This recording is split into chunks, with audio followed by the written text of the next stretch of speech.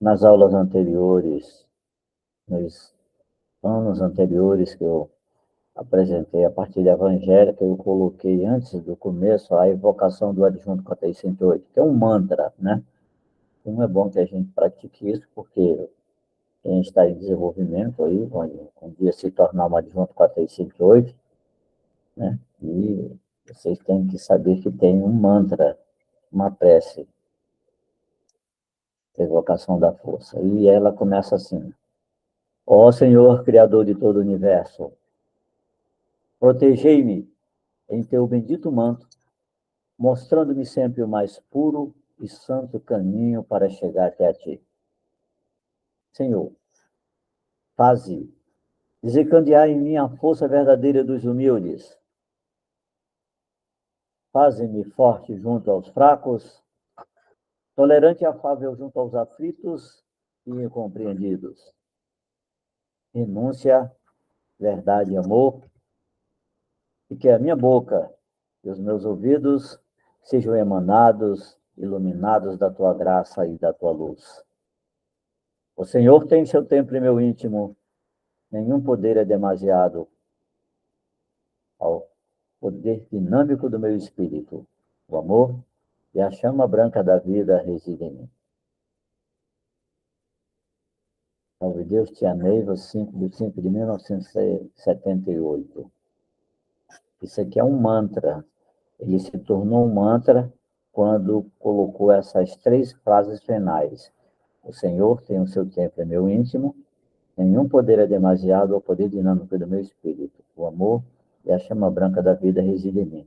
A partir do momento que se anexou nessas frases de cima, ele se tornou um mantra.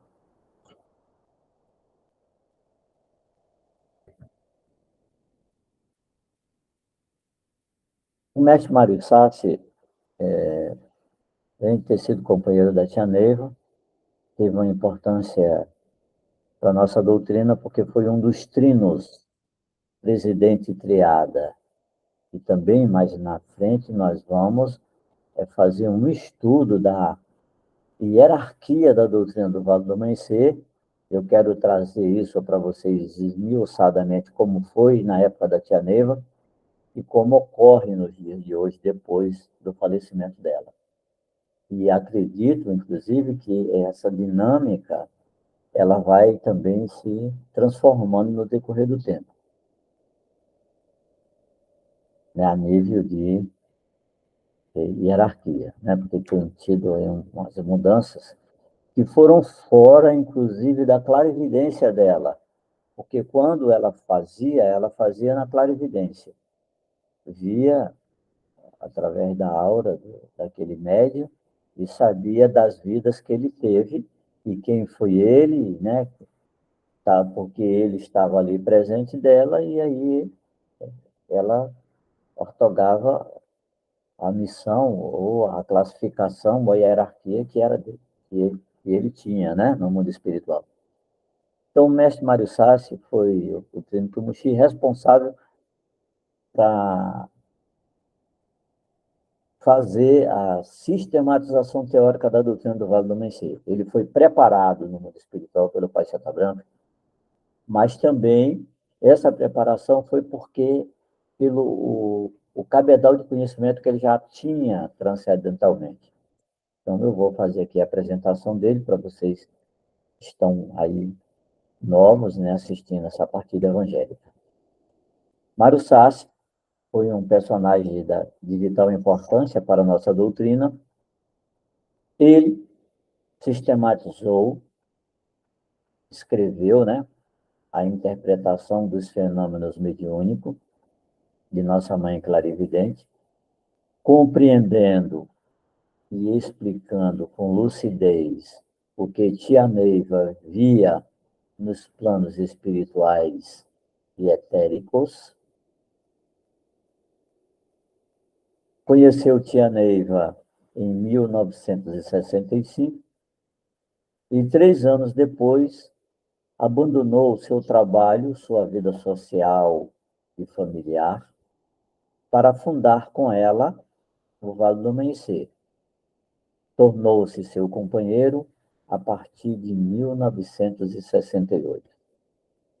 Mário Sassi classificou, nomeou e ordenou os fenômenos estruturando a doutrina que seguia apenas o ritmo prático das orientações da clarividência.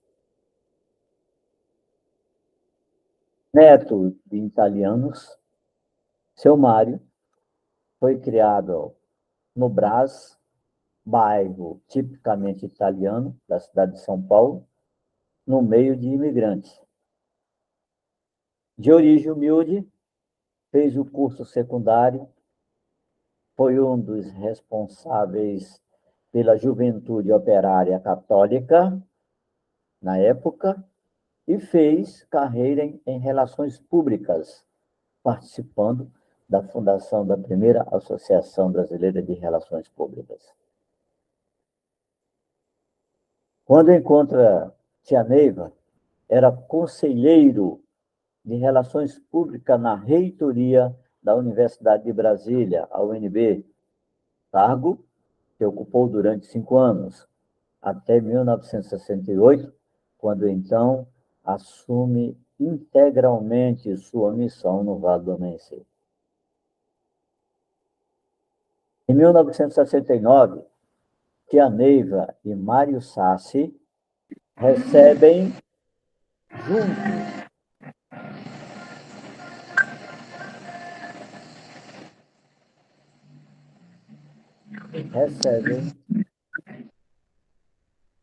recebem juntos o pedido de Paixeta Branca para fundar o Vale do Amanhecer.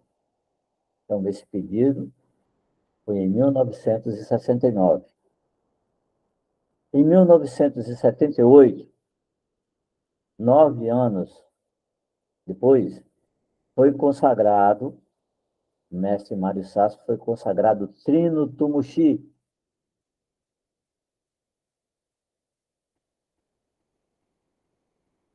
Como a gente vai ver o significado, que foi, né, o trino, vamos ver o que é trino, vamos ver o que foi o Tumuxi mais adiante, então eu deixei para falar disso depois, ok? Ele desencarnou no dia 25 de dezembro de 1995. Escreveu diversos livros e livretos, das quais é interessante que todo médio tenha conhecimento. Paixeta Branca, incorporado em Tia Neiva, quando fez a iniciação do Trino Tumuxi, no caso o mestre Mário Sassi, disse-lhe: você é um missionário de Deus, e em nome de nosso Senhor Jesus Cristo, terá que anunciar as premissas da civilização do terceiro milênio, recebida por intermédio desta médio clarividente. Então, Paixeta Branca estava aqui, né, dizendo que ele teria que escrever, né, relatar os acontecimentos, né, que iria ocorrer, né, nessa transição do terceiro milênio, porque nós ainda estamos dentro da transição do terceiro milênio, tá bom? Nós já estamos no terceiro milênio, que começou em 1984, estamos aí há 30 e poucos anos, né, do terceiro milênio, mas ele deve durar em torno aí, mais ou menos de 300 a 500 anos. Isso vai depender de nós, da nossa capacidade de assimilação. Mas acredito que a civilização está andando rápido. A tecnologia, a era digital está acelerando muito isso, esse entendimento, abrindo a cabeça para essas coisas, né? Aí você, Paixeta Branca, continua, é um missionário de Deus, e em nome de nosso Senhor Jesus Cristo terá que anunciar as premissas da civilização do terceiro milênio, recebida por intermédio desta médio clarividente. Aí continua o Paixeta Branca. Você dará testemunho do Espírito da Verdade, cuja missão é marcar a transição milenar. A transição real, Paixeta Branca continua falando, a transição real irá começar em maio de 1984, quando Capela, o planeta monstro, fizer sentir a Terra a sua aproximação. Abrirei para você um novo mundo e você escreverá com o Espírito da Verdade. A clarividente que coloco à sua disposição tem seus olhos entregues a nosso Senhor Jesus Cristo.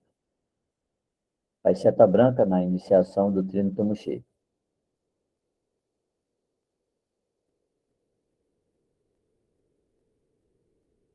Quem foi Mário Sassi, né? Nós estamos vendo aí. Mário Sassi também reencarnou como imperador romano Constantino I, com o título de César Flávio Valério C. Augusto, na era de 288 a 337 depois de Cristo. Que, no caso, esse imperador romano Constantino I, né, que era o César Flávio Valério Augusto, que era mais conhecido por Carlos Magno, e que tornou Roma um centro católico ao adotar aquela religião como oficial. Realizou em 325 depois de Cristo o Concílio de Nicéia, dando estrutura à religião pela unificação das diversas correntes e oficializando os evangelhos.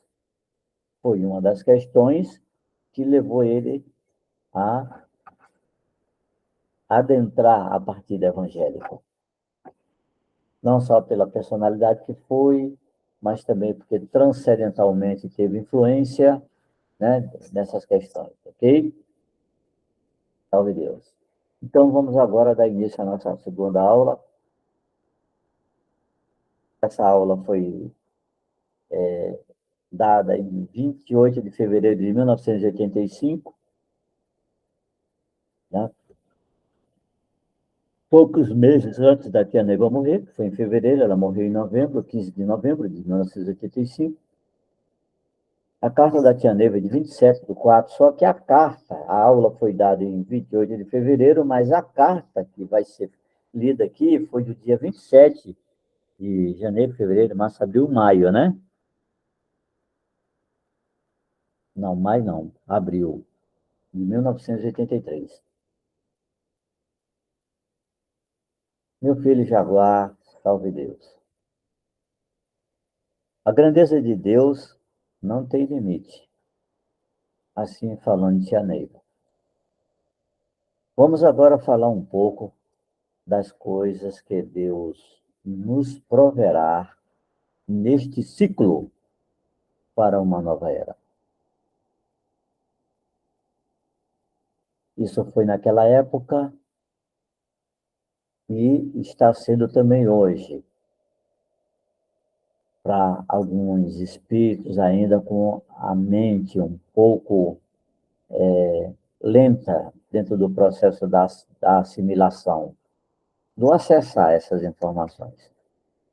Devo dizer, querido filho, que eleve os seus componentes e saiba regê-los.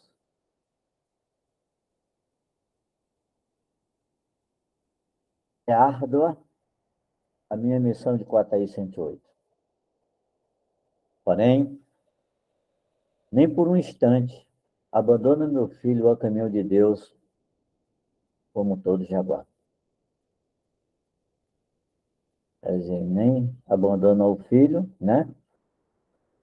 Como também não abandona nós jaguares. Meus mestres, adjunto no estorno das falanges missionárias, e são aqueles mestres que são responsáveis, né? Que vão ali na consagração de falange na frente, com suas primeiras. Esses são os mestres adjuntos do estorno das falanges missionárias.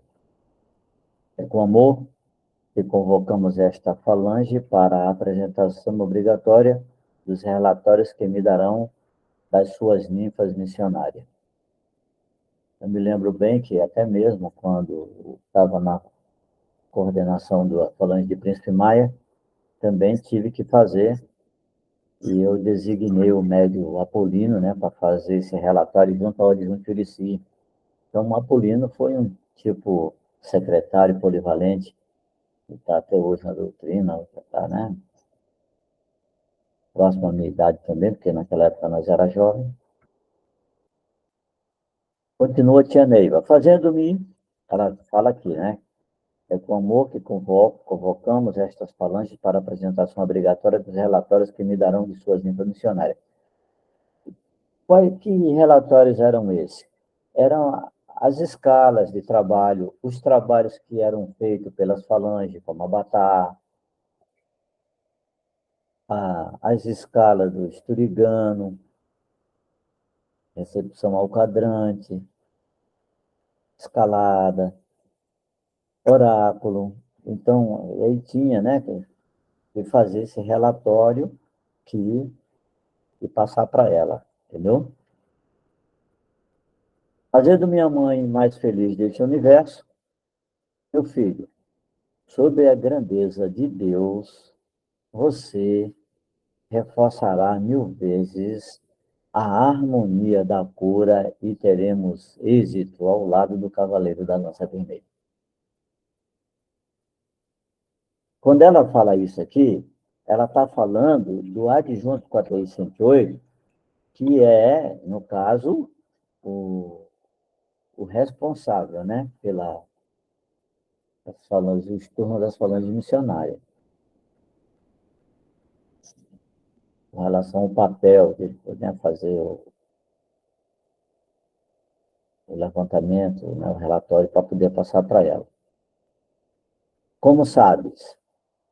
Aí ela fala, ele, o cavaleiro da cura desobsessiva, porque ela fala, meu filho, sobre a grandeza de Deus, você reforçará 1000 vezes a harmonia, a cura, e teremos êxito ao lado do cavaleiro da lança vermelha. A harmonia é essa, porque a harmonia, para se levar à cura, para que a cura se torne efetiva, quem leva, quem proporciona essa força de harmonia é a ninfa. Por isso que ela é ternura. Ternura, quando se fala ninfa ternura, ternura é um poder. Não porque ela seja de louça, não, entendeu? É porque ela é um poder. Aí uma boa parte das ninfas do amanhecer não tem esse conhecimento. Ternura é um poder que, dentro do trabalho, ele dá consistência à harmonia da cura, para que a cura se torne mais direta, principalmente se essa cura, né, for que é trazida pelo cavaleiro da lança vermelha. Ela se torna mais consistente quando essa ninfa está harmonizada, tem conduta, tem consciência do papel dela dentro daquele trabalho como missionária, seja ela dentro da falange, seja ela dentro da indumentária de escrava, seja ela como branquinho, seja ela como jaguar, indumentária de jaguar, ok? Então, essa ninfa, agora, quando ela diz assim, como sabes, ele, o cavaleiro da cura dos obsessivos, dos cegos, dos mudos e dos incompreendidos. Porque com essa participação da ninfa, que a presença dela dá essa consistência, a ação do cavaleiro da lança vermelha se torna mais contundente também. Só Deus, o grande Deus, nos daria afirmação tão claras nessa missão, nesse sacerdócio. A missão de 408 vai brigar por todo este universo. Quantas vezes vejo uma filha missionária com a indumentária trazida do céu, bem vestida fisicamente, porém, em seu íntimo, despida de compreensão e de qualquer esclarecimento de seu sacerdócio. Mesmo que ela não tenha aprendido, fica livre a minha consciência, pois não deixei de ensinar.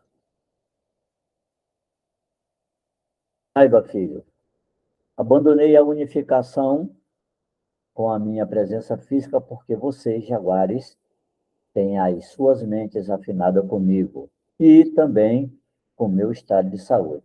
A unificação é um trabalho que tem no Templo-Mãe, no solar da estrela candente, aonde funciona o trabalho da estrela candente e dos quadrantes, tudo junto. E esse trabalho ele é feito no período de lua cheia. 3 dias antes da lua cheia, pode ser realizado e 3 dias depois. Ou seja, durante esse dia pode-se fazer uma unificação. Ok? Passou dali, aí já não é, né? Porque faz na força, essa unificação é na força da lua. Mais na frente nós vamos também falar sobre desse trabalho, tá bom? Principalmente quando os meninos estiverem aí nas aulas de elevação de espada. Que o elevado não participa, no caso da unificação, só os centuriões, porque precisa ter emissão para emitir. Mas, se ele não tiver a emissão, o direito dele ser elevado, de ter dado o segundo passo iniciado, que fazer a estrela candente, ele é aberto a ele o direito também de participar da unificação. E na hora de fazer a prece, ele entrar na sintonia do Pai Nosso, salve Deus. É a mesma coisa. Continuando. Meu filho, muitas vezes as tuas tolices de pensamento atingem-me em cheio, mesmo com todo este acervo que vocês têm. Porque o que eu vou falar para vocês aqui é muito pouco falado, mas é muito observado. É pouco falado e muito observado. Pouco falado no sentido de que um médio, às vezes, ele, com suas classificações, e às vezes ele não tem uma conduta ainda aprimorada, e ele se torna, às vezes, desconexo, vamos se dizer. Às vezes irritado, nervoso, ok? Então, essa questão dele fazer isso, dentro de uma determinada classificação, ele emite na proporção daquilo que ele é. E isso é pouco falado dentro da doutrina. Fala-se de conduta doutrinária para ver se consegue amenizar esse impacto. Mas eu acredito que a gente tinha que falar mais esmiuçadamente sobre isso, né? De uma forma tanto profunda como rasa ao mesmo tempo, para que fosse ficando, eu começava raso e ia aprofundando para que fosse se adequando às mentes que já estão ali dentro dos seus vários níveis de compreensão. Continua, tia Neiva, mas o meu amor é tão grande que mesmo nos mundos por onde ando, mundos eternos, onde as razões encontram-se, onde caem os falsos preconceitos, um simples chorinho de um jaguar mal amado desperta-se onde quer que eu esteja. Então, hoje, para vocês aí que não conheceu pessoalmente a tia Neiva, da TI 108, tanto a Pará, e principalmente o doutrinador, que é o filho, né, dela, no caso, de fato, na espiritualidade, lembre-se, quando tiver passando os seus apertos, vocês têm uma mãe que pode emitir seus pedidos. Salve Deus, tia Neiva, salve Deus 1408, me ajude. Salve Deus. Aí ela continua, veja, quinta-feira, ouvi um filho lamentar-se. Ela ouviu pela clarividência dela, ok? Mãezona, sei que a senhora está doente, mas não tenho a quem apelar. Mentalizei. Aí ela mentalizou, quem é que está vibrando?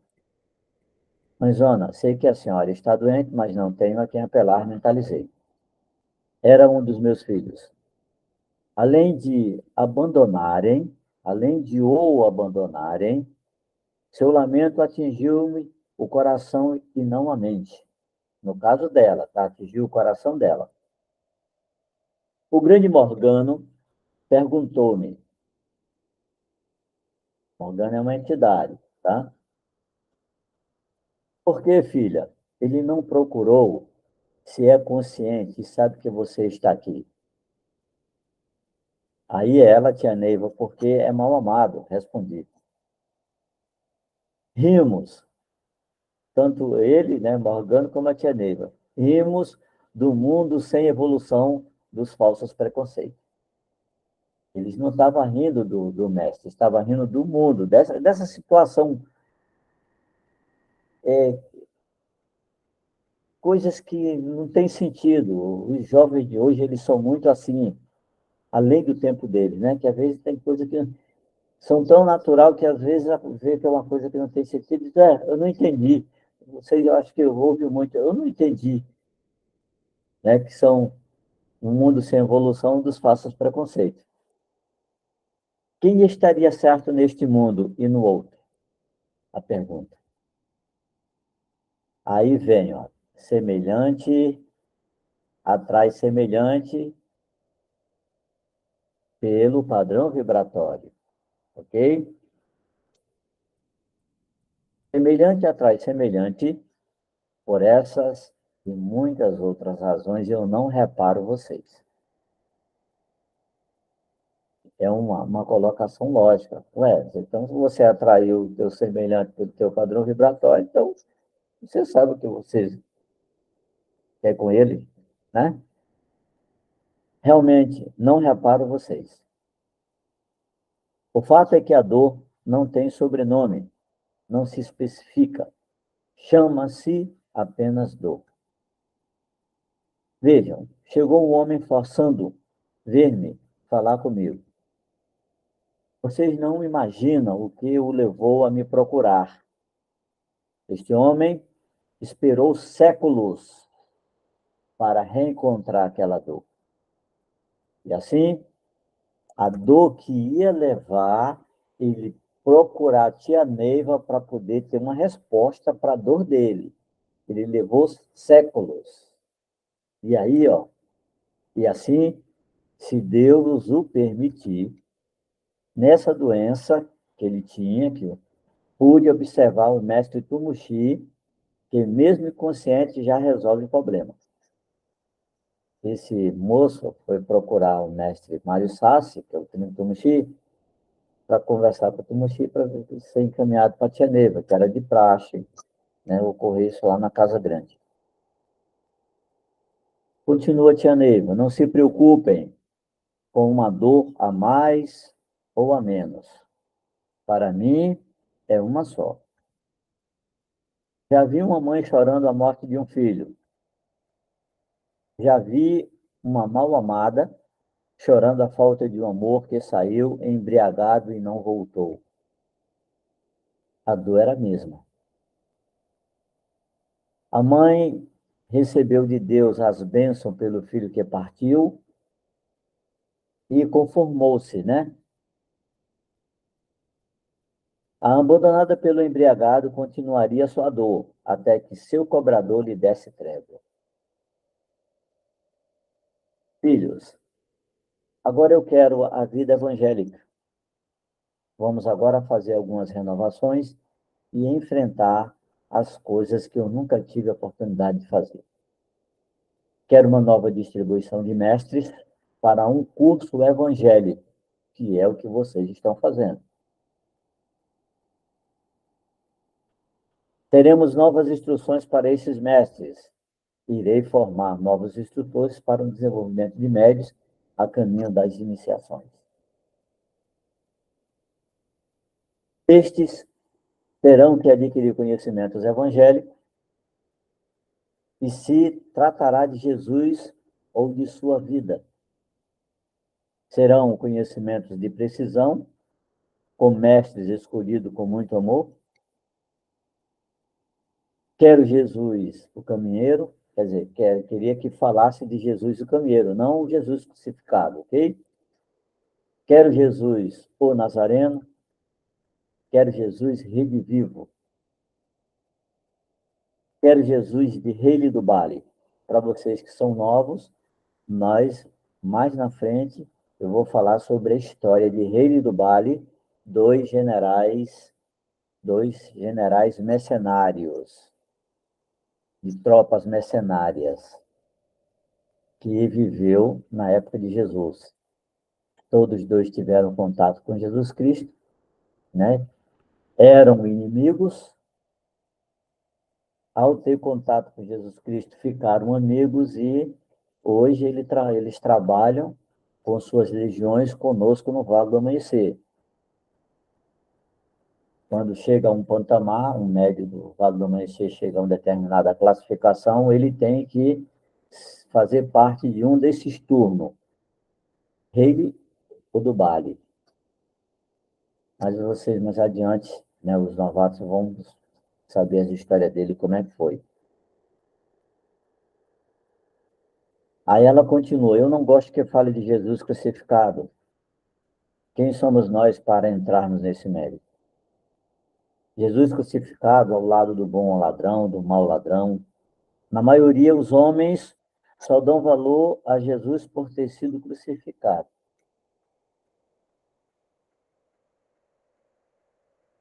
E muitos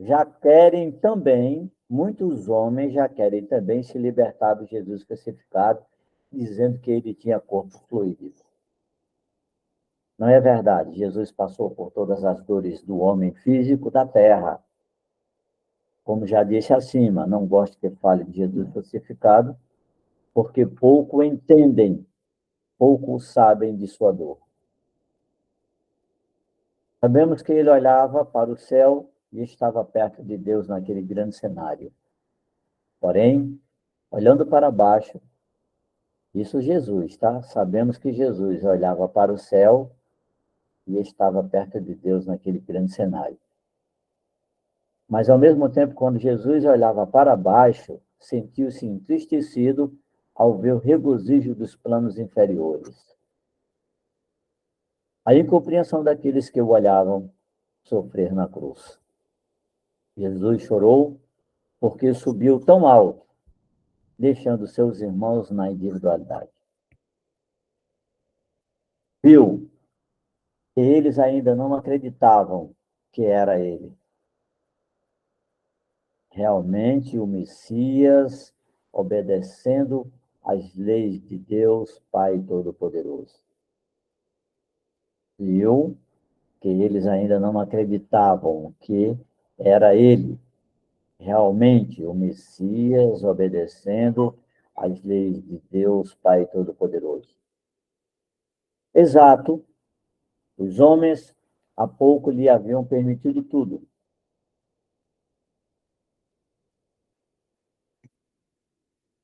Pensando ser ele um rei, mas igual a um rei deste mundo.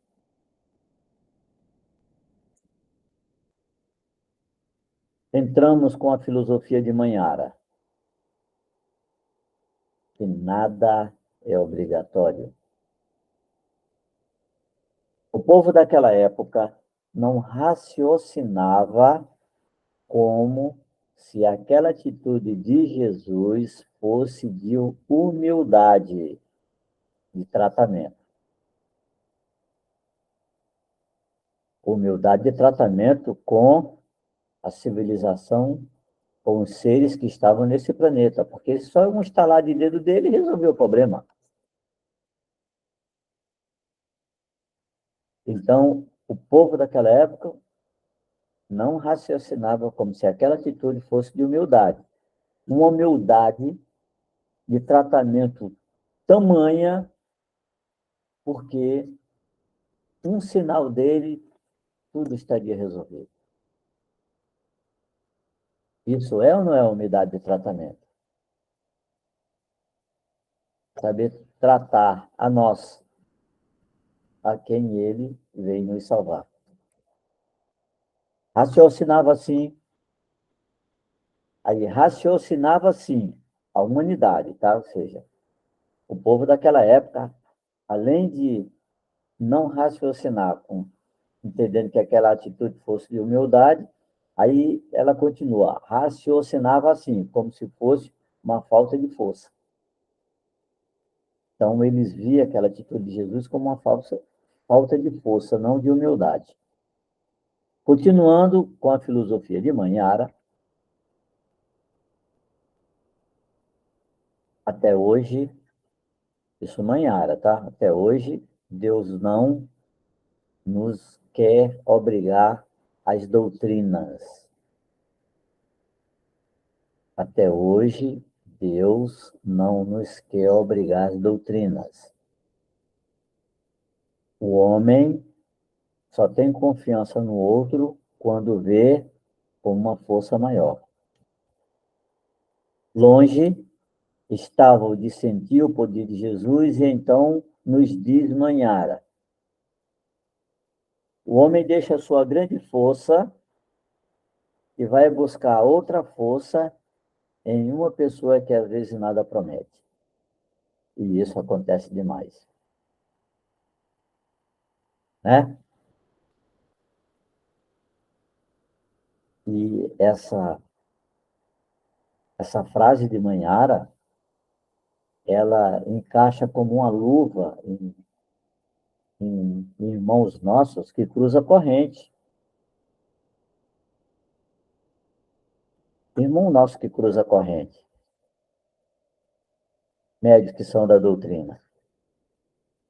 Deixa a sua força e vai buscar outra força em uma pessoa que às vezes nada promete. Continua.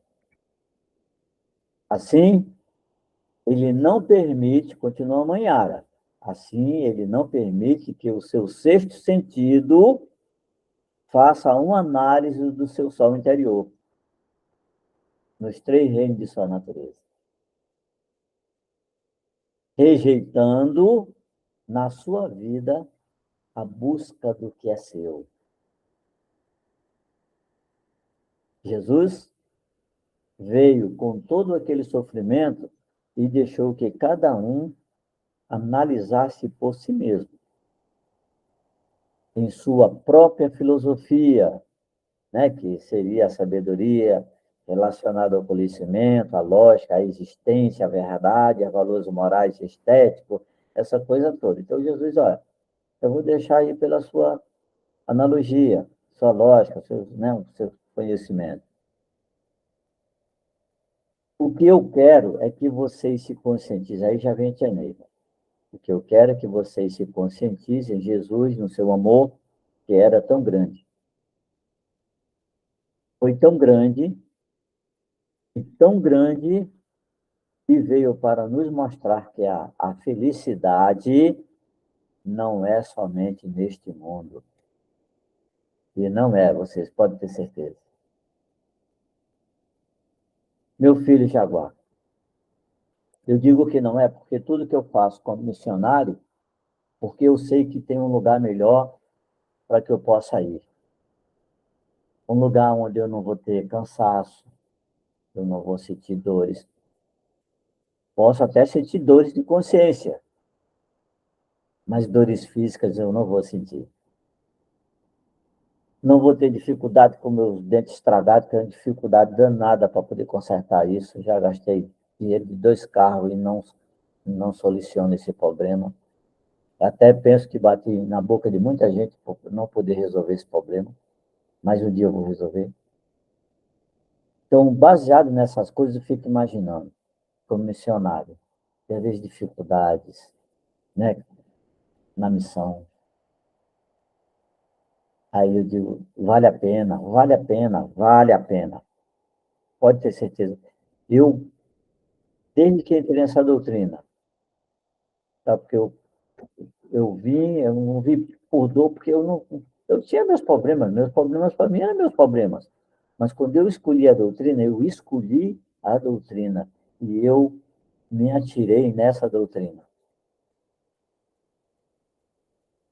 Hoje eu poderia estar numa situação financeira muito melhor do que eu estou hoje. Eu não investi em títulos da terra. Eu investi em título da espiritualidade. E para isso eu tive que conquistar. E eu tenho certeza que eu conquistei. Eu não tenho dúvida da minha conquista, do título que eu tenho. Como também não tenho dúvida do lugar para onde eu vou.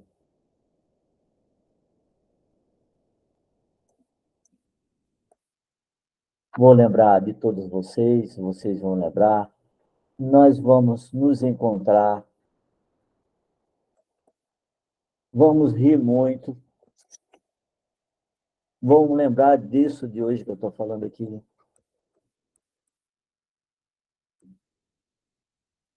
Alguns vão trabalhar comigo em algumas expedições, outros não, vão trabalhar em suas missões.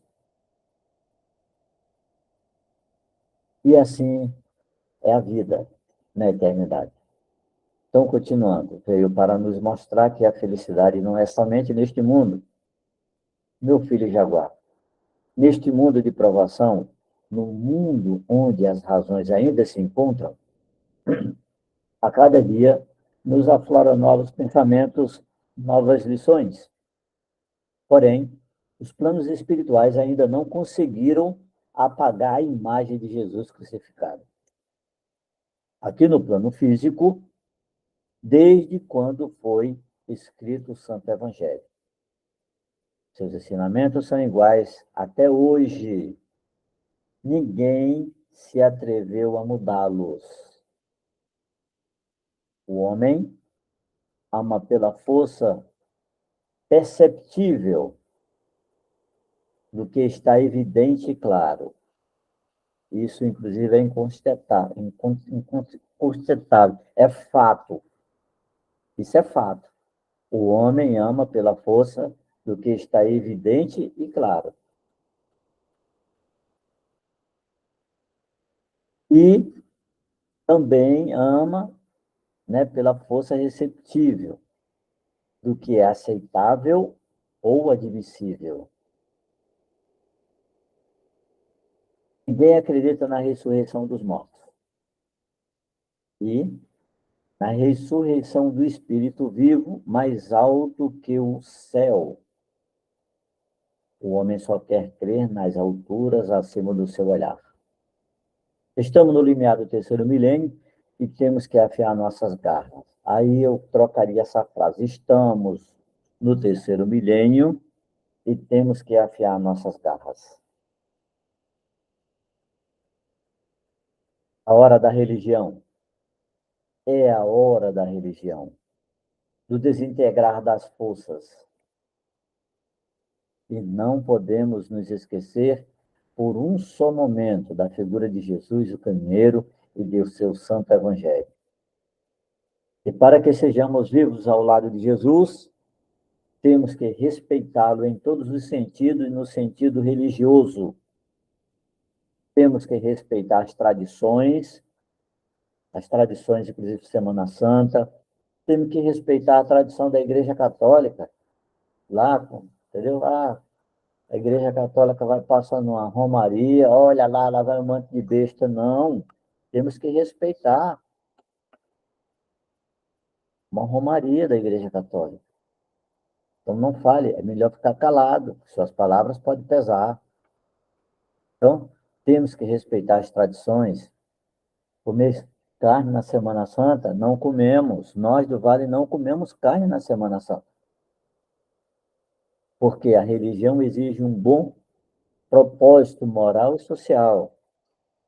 Assim, a única maneira que podemos dizer é: vivemos no mundo onde as razões se encontram. Meu filho Jaguar, filho querido do meu coração, no descortinar da minha mediunidade, minha instrutora Mãe Ara me deixou cair no plano de muitos e me advertia a toda hora. Eu podia sofrer, mas Mãe Ara e Pai João de Enoque não deixavam sem aquelas reprimendas. Aí tem um ditado até hoje que vocês ainda vão ouvir, quem não ouviu. O meu preto velho desce o cacete. Bate com vontade. Não, preto velho não bate. Ah, pai João vai descer o rosário em você. Não, pai João de Enoque reprimia a tia Neiva. Os nossos pretos velhos, eles não precisam nos reprimir. Eles nos orientam. Eles nos orientam.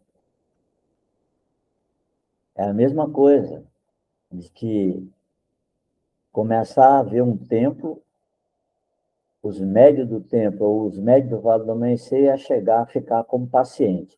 Aí, não bota a roupa para trabalhar, vem como paciente. Ué, o problema é quem? É seu ou dele? Eu estou falando isso para vocês porque eu fiquei alguns anos nesse julgamento. Inclusive, eu fugia do trono para não ir trabalhar, para não atender médio do Vale, porque quando eu ia para o trono, incorporar para João, fazia fila.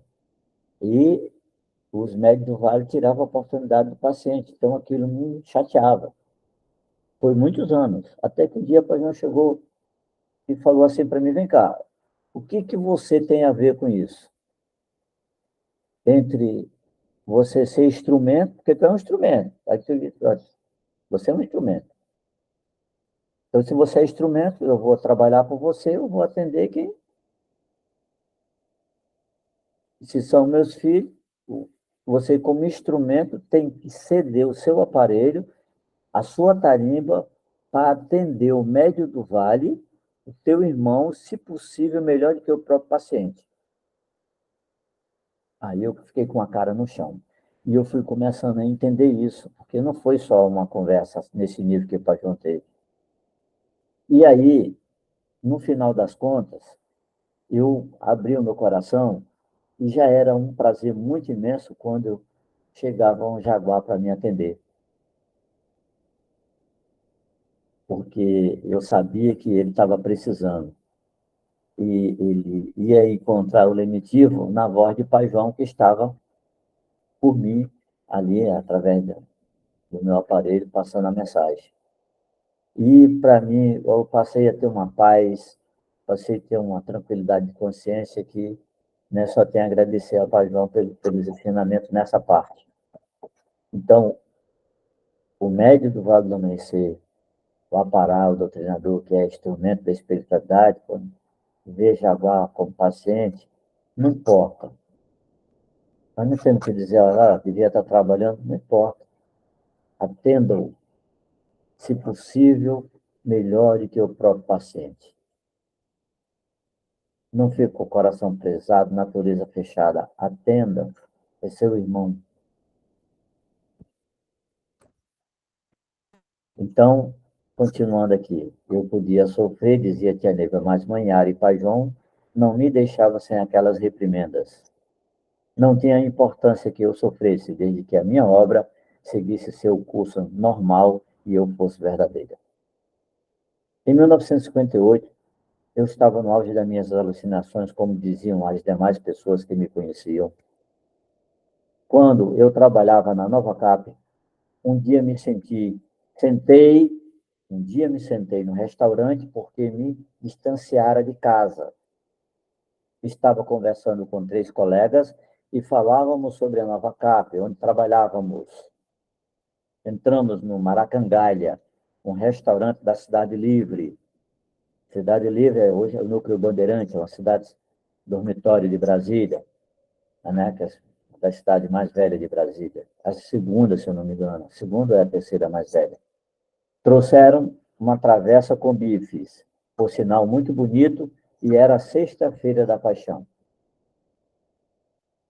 Eu tinha os princípios da Igreja Católica, mas nada levei em consideração e coloquei o bife no prato. Naquele instante, na vibração e na desarmonia em que eu vivia, ouvi um estampido e vi Manhara. Filha, disse ela, continuas como eras. já estás tão desajustada que esquece dos princípios da Igreja Católica Apostólica Romana. Alerta-te, cuide do teu sentimento. E daí, o dia de hoje representa em todos os planos, era na Sexta-feira Santa, o dia de hoje representa em todos os planos os mesmos sentimentos por Jesus crucificado. Em todos os planos deste universo que nos é conhecido, sentimos respeito. Filha, está na hora. Devolva o teu bife para a travessa do restaurante.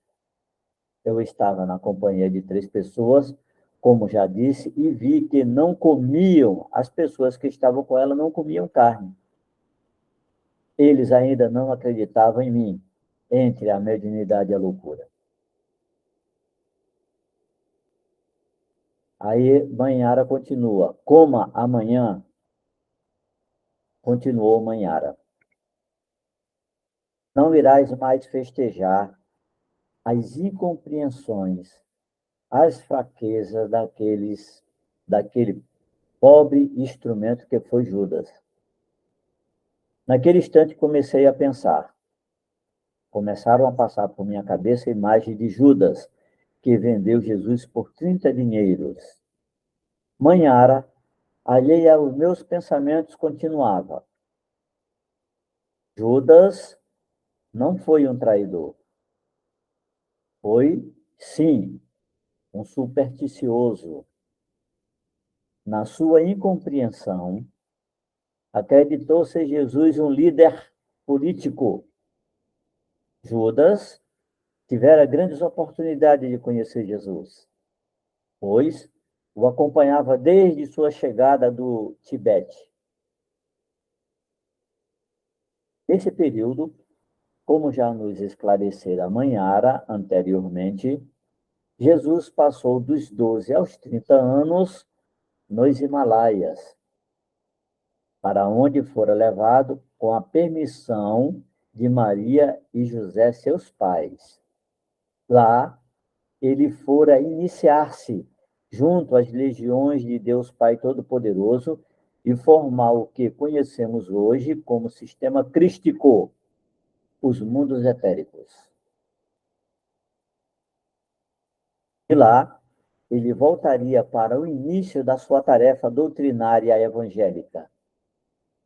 Foi quando Jesus chamou aqueles humildes pescadores para serem pescadores de almas, e que viriam a ser em número de 12, estando Judas entre os escolhidos.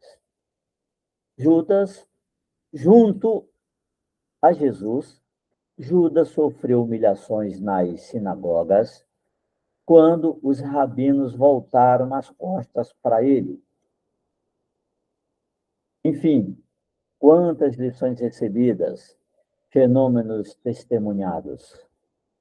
Mas só os pobres e os miseráveis o conheciam. Analisava Judas em sua incompreensão. Já cansado das perseguições naquela época e pensando que, ao forçar o confronto entre Jesus e os que o perseguiam, Jesus, com um simples olhar, colocaria por terra toda aquela gente. Supersticioso, hein? Pensava assim, forçá-lo a usar os seus poderes e ser realmente o rei do mundo. Ele pensava, o Judas pensava em forçar Jesus a usar os poderes dele, se tornaria rei do mundo. Lembrou-se também de quando fora convidado por Jesus para acompanharem e que o dia estava ruim para pescar, e o amado mestre, atirando a rede sobre as águas, a trouxe cheia de peixes. Enfim, Judas não acreditaria que o grande mestre passaria por toda aquela humilhação. Porém, não foi assim. O que viu foi Jesus ser amarrado e a pontapé ser levado à presença de Pôncio Pilatos.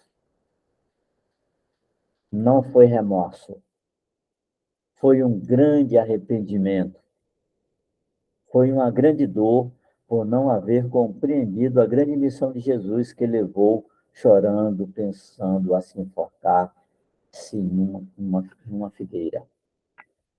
Então, Judas se arrependeu.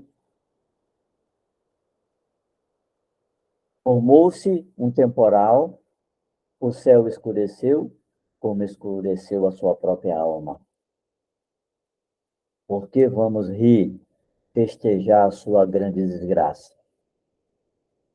Aqui está falando de Judas, né?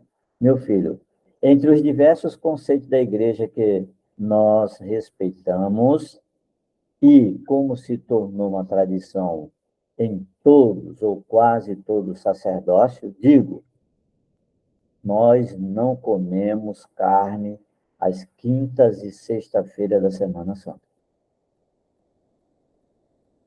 Nós respeitamos esse conceito. Eles não nos atrapalham em nossa vida evangélica. E respeitamos as tradições da Igreja Católica, que foi a base de todas as religiões. Veja, até onde vai a superstição do homem. Veja o que aconteceu quando um grupo de mestres distribuía suas forças e poderes de magia, de sábios conhecimentos permitidos por Deus. Todos já ouviram falar em homens que recitavam a vida dos outros, que levantavam móveis, enfim, realizavam fenômenos e de que não vamos entrar no mérito agora.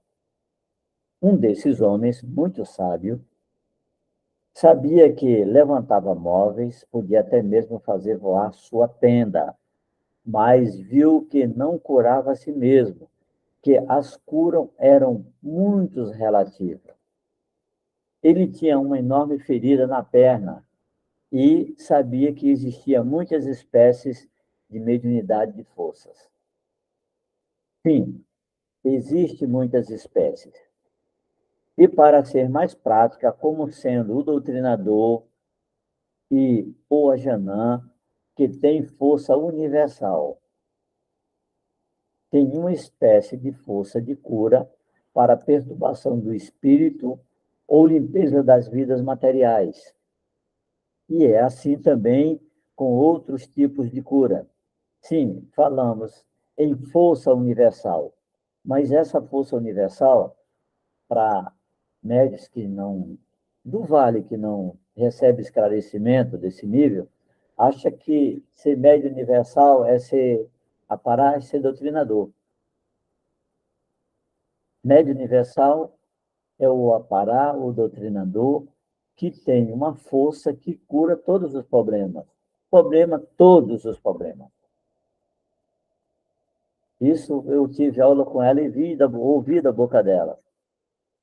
Ela fala aqui, né, que cria, né, cura, perturbação, tá, mas aí ela vem aqui, ó, que tem força mesmo, tem uma espécie de força que cura perturbações e limpeza da vida, e outros tipos de cura. Esse outros tipos de cura está incluído problema financeiro, é daí por isso que ela falou todos. Sim, falamos em força universal. Esta expressão está sendo mal atribuída no nosso templo. Os pretos velhos falam em força universal e muitos pensam ter essa força até ter duas mediunidades. Não é verdade. A força universal é a de um médio, digamos, um doutrinador com uma espécie de força que cura todas as enfermidades. Vejam isso no aparar, distribuindo bem a sua mediunidade. O homem é bem distinta essa força. O velho sábio supersticioso tinha a força universal, mas não acreditava na força do karma. E aquela ferida nada mais era do que a voz do seu karma. Então, o velho sábio soube de um homem que curava e se encaminhou para ele. Não sabia ele que ali, em sua tenda, estava sob a regência da lei do auxílio, e sua perna, ali mesmo, recebia as gotas do plano. O velho sábio, incrédulo, a sua própria força partiu ao encontro do famoso curador. Era longe. No caminho, sua perna doía. As gotas de plana, não me encontrando na tenda dele, no lugar onde ele atendia, voltavam. Com muitas dificuldades, chegou lá e qual não foi sua surpresa dolorosa? A casa do curador estava cheia de outros sofredores como ele, ali também lhe pedindo a misericórdia da cura. Foi quando o velho curador se aproximou dele e falou: Meu Deus, eu estava com uma ferida na perna, morrendo de dor, pensando em ir atrás do velho sábio de Venal, e ele que chega. E já estou curado, já cicatrizou a ferida, graças a Deus estou bom. Oh, graças me foram dadas. Meu mestre divinal, em que lhe posso ser útil? O nosso velho sábio, olhando de um lado para o outro, pensava. Havia se preocupado somente com a sua própria dor. É verdade, filho. Cada fracasso de nossa vida nos ensina o que necessitamos aprender. Ajude a todos sem fazer exigências, confiando primeiramente nessa força que vive dentro de você, porque a fé em você mesmo firma sua personalidade. Volte-se para si mesmo, resolva os seus problemas sozinho, escolha os seus amigos. Com a sua mente calma, melhor poderá sentir seus instintos, a sua capacidade, onde você poderá chegar e vencer a si mesmo. Conhecendo a vida quando conhecemos a morte. Conhecemos a vida quando conhecemos a morte. Então o velho sábio, levantando as mãos, exclamou: Oh, meu Deus, perdoa-me por duvidar da minha própria força. E envergonhado, sem coragem de olhar para o céu e sentir o olhar de Deus, se entregou à sua força e pediu ao velho curador que trouxesse toda aquela gente para ele atendê-los, se aproveitando do plano. Enquanto isso, passava por sua mente: ó Deus Pai Todo-Poderoso, seja feita a sua vontade, deixando que doa a minha ferida, que eu me levante do meu orgulho de sábio e a caminho de Deus. Dai minha força para que eu possa curar, não tire minha ferida. Quando viu, as pessoas já estavam curadas e ele também curado. Caminhava. 1983. Somos presidente triado, trinos herdeiros da administração, trinos regentes, somos adjuntos trinos, adjuntos, adjuntos cota I 108 triada, adjuntos regentes, somos sétimos raios, quintos jurei em cota I 108, ninfas a caminho de Deus, somos magos adjuntos autorizados, pertencemos ao quadro dos Rama 2000, que fechamos o ciclo iniciático do terceiro milênio.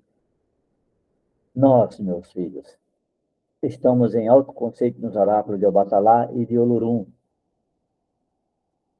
É chegada a hora de movimentar nossa força.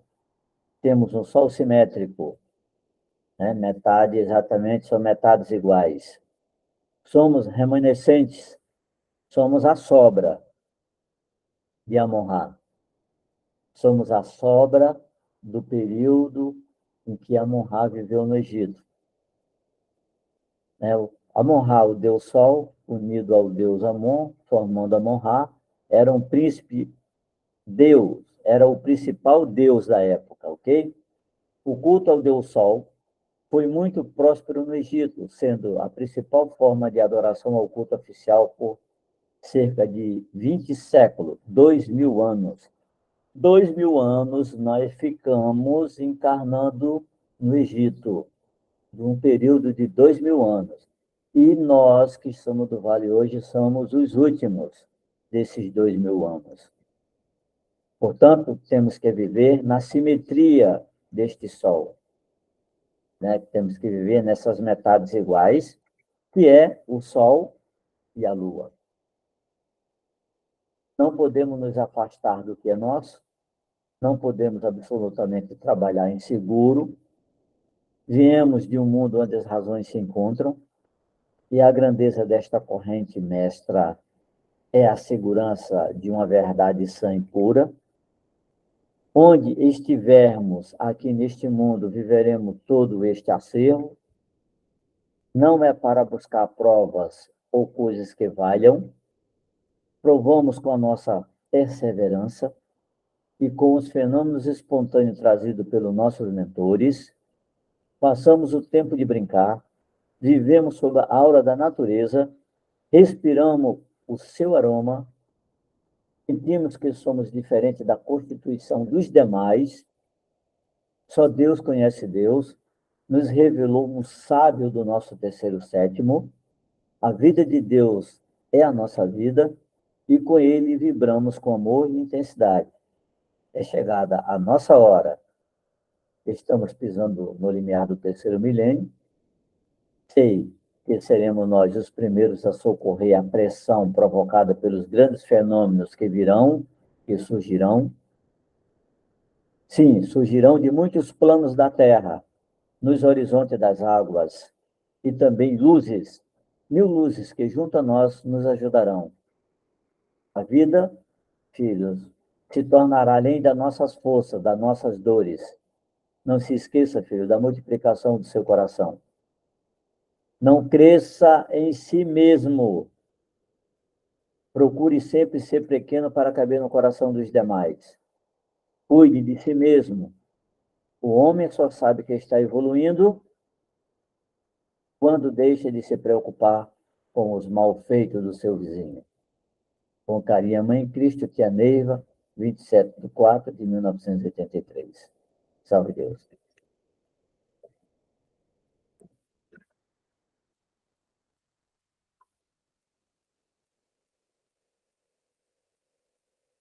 Estamos abertos à pergunta.